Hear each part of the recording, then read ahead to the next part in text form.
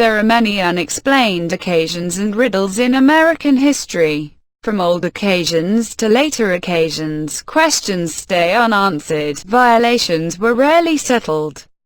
Unusual animals prowl in woods and lakes, individuals disappear and are rarely discovered. The administration is associated with smoke screens. Unacknowledged recorded history is regularly addressed. A few riddles will, without a doubt, never be tackled, while others brief New Agers with trend-setting innovations to look for answers. Yet more remain the subjects of extraordinary discussions. The Superstition Mountains are a mountain extent found east of Phoenix, Arizona. As of now it's looking incredible so far with the name, according to legend. At some point during the 1800s a man named Jacob Waltz found an enormous gold mine inside the mountains that has since been named the Lost Dutchman's Gold Mine, since Waltz was German, and sufficiently close, he concealed the area until his deathbed.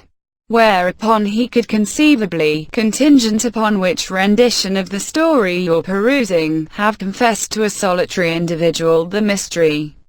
In any case, the mine has never been found.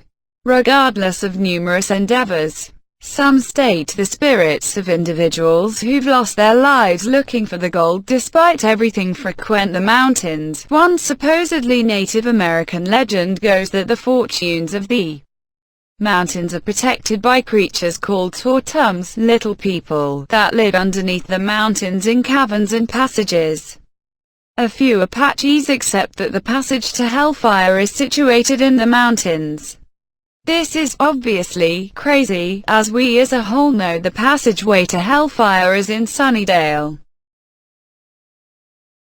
Bigelow Ranch, once known as Skinwalker Ranch and Sherman Ranch, is a 480 section of land property in northwest Utah that is home to incalculable UFO sightings, animal mutilations, and other abnormal events. In spite of the fact that secretive happenings have been reported since the 50s. The absolute most unusual stories happened to a couple of farmers named Terry and Gwen Sherman after they got it in 1994, the first day they proceeded onward to the property. They saw an enormous wolf out in the field. They even went to pet the wolf as it appeared to be agreeable to the inquisitive peruser. Indeed, this is constantly a smart thought. It was resigned with the Shermans, however, wound up getting a calf by the nose through the bars of its walled-in area.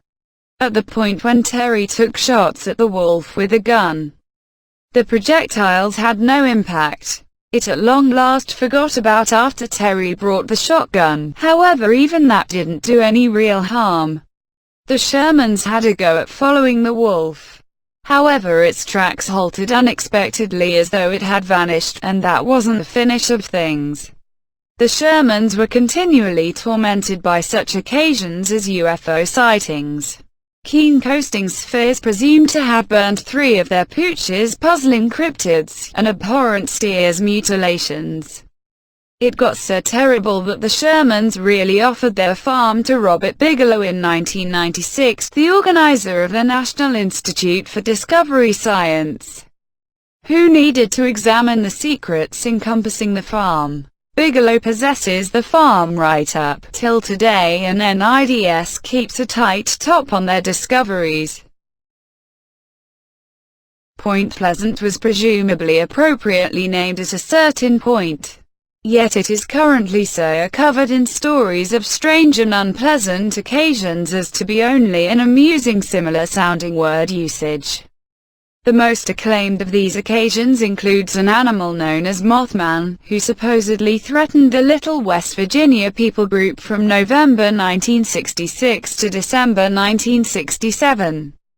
Over 100 unique residents of Point Pleasant are observers to this animal, a 7-foot-tall expansive-chested man with sleep-inducing, sparkling red eyes and wings that stretch 10 feet in length and drag behind him on the ground. The Mothman, who's been the subject of both a book and a film, and who has his own sculpture in Point Pleasant, has numerous potential clarifications. Some trust him to be an extraterrestrial, others a freak or a cryptid, and some propose the individuals of Point Pleasant were really being frightened by owls or a sandhill crane.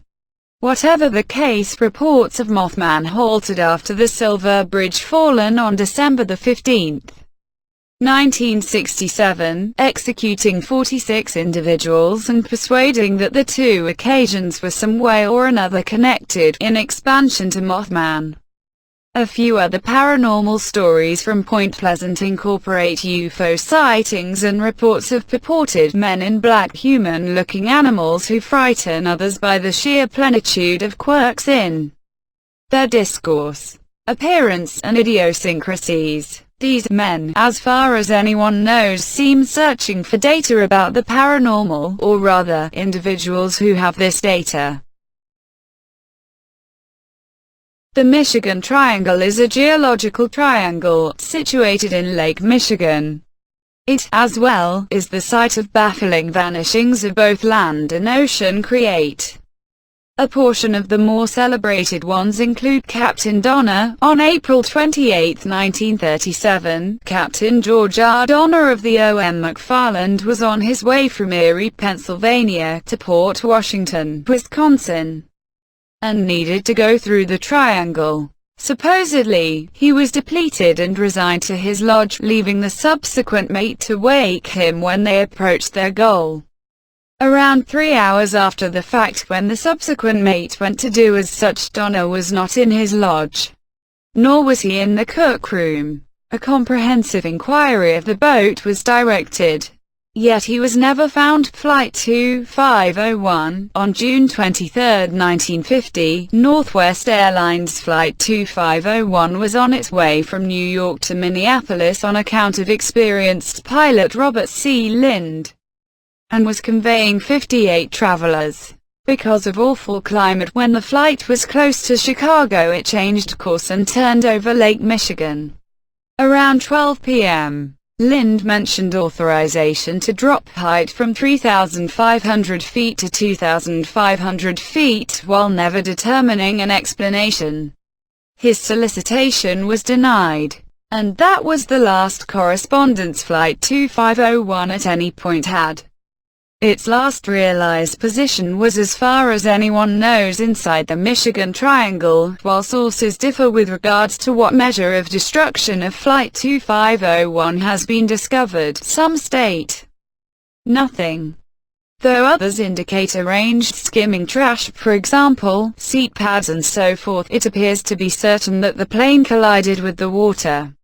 Baffling, notwithstanding, is that the plane was in splendidly acceptable condition and in proficient hands at the hour of the vanishing. Furthermore, in spite of searches, despite everything being directed yearly, neither the body of the plane nor complete human remains have ever been recouped. San Luis Valley, in southern Colorado, is its own high in mystifying wonders, including UFO sightings and many unexplained livestock mutilations. UFO sightings are regular to such an extent that a lady named Judy Messerline has even set up a UFO watchtower on her property, which has seen more than 50 UFO sightings since 2000 alone. A portion of these are seen by many individuals at a time. For the UFO cynics out there, unmistakably additionally chilling are the stories of creature mutilations from the district. They started in 1967, with a pony named Snippy. Snide was discovered one morning with her cerebrum missing, and her neck bones totally cleaned. From that point forward, hundreds, if not a great many, peculiar creature mutilations have happened in the area, sharing a few things in like manner. Right off the bat, there will never be a hint of blood around the creatures. And besides, the creatures are totally harmed with exact cuts, unmistakably not crafted by predators. At last, the entirety of the mutilations occur without any forethought to, in any case, sound creatures. Investigations into the occurrences haven't employed any outcomes, yet they proceed right up till today. A few ranchers report seeing weird lights in the sky the evenings before finding a body, persuading that extraterrestrials are included. In spite of the fact that it's difficult to envision outsiders thinking such a great amount about livestock in Colorado, the option isn't considerably more engaging, that people are the supposed apparition surgeons of the plains. Actually, I'd preferably it was outsiders. Else one American legend. This one is found in southwestern Vermont, and is the site of a string of 5 baffling vanishings between 1945 to 1950, related not the slightest bit yet geographic area. These include Midi Rivers, 75 years of age, was out driving a gathering of trekkers on November 12, 1945. On their way back, he stretched out beyond his gathering and was gone forever. Just a solitary rifle shell found in a stream was recuperated as evidence. Paula Weldon was a multi-year-old sophomore at Bennington College who was out climbing on December 1, 1946. She stayed away forever and no hint of her was ever found. Exactly 3 years after the fact, on December 1, 1949, a veteran named James E. Tetford was returning a transport to his home at the Bennington Soldiers' Home, coming back from an encounter with family members. Witnesses saw him on the transport the stop before this. However, when the transport showed up at his goal, he was no place to be seen. His baggage was still on the bus. 8-year-old Paul Jepson vanished on October 12, 1950, while his mom was caught up with taking care of the pigs. In spite of having an exceptionally noticeable red coat, none of the hunt parties shaped had the option to discover the boy. The last vanishing was a lady named Frida Langer. On October 28, 1950, she was climbing with her cousin on Glastonbury Mountain when she slipped in a stream. She chose to return rapidly and put on something else, and in the event that you've been focusing up until now, you'll infer that she was gone forever. All things considered, not actually. She's the main casualty whose body was recouped. However, it was just found on May 12, 1951, around a half-year later, in a territory that had been altogether looked after her vanishing. The body was in such a ravaged shape that no reason for death could be determined, though numerous hypotheses proliferate, including outsiders, Bigfoot-like beast, or some obscure sequential executioner. There's one thing we know without a doubt: it's a smart thought to remain the hellfire away from this place. No, genuinely, avoid triangles. Particularly this one, the Bridgewater Triangle, a region of around 200 square miles in southeastern Massachusetts, only south of Boston, resembles an everything-you-can-eat smorgasbord of the supernatural. Among different things, the territory has been dependent upon various cryptozoological sightings. Since the 1970s, there have been a few reports of tall, furry, primate-like animals meandering the bog. There have additionally been various sightings of thunderbirds, mammoth pterodactyl-like animals that have been seen battling in mid-air. In 1976, there was a report of a man who saw a mammoth. Spooky. Red looked at hound tear the throats out of 2 of his ponies. Besides these cryptids, there have been various reports of disfigured creatures, primarily bovines and calves, in the locale. Some credit these mutilations to sinister factions, yet nobody has approached and nobody even knows where the creatures came from. As if this weren't sufficient, the Bridgewater Triangle is a hotbed of UFO sightings, dating right back to 1760, when a circle of fire was supposedly observed drifting over New England. From that point forward, there have been various sightings of unexplained articles in the sky, including secretive dark helicopters. One from 1976 portrays 2 UFOs arriving along Route 44 close to the city of Taunton.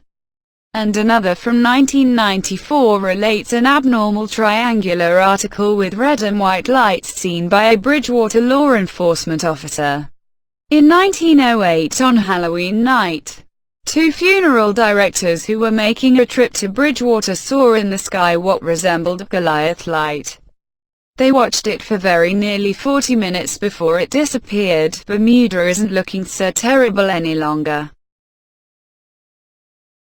Don't forget to subscribe if you liked the video.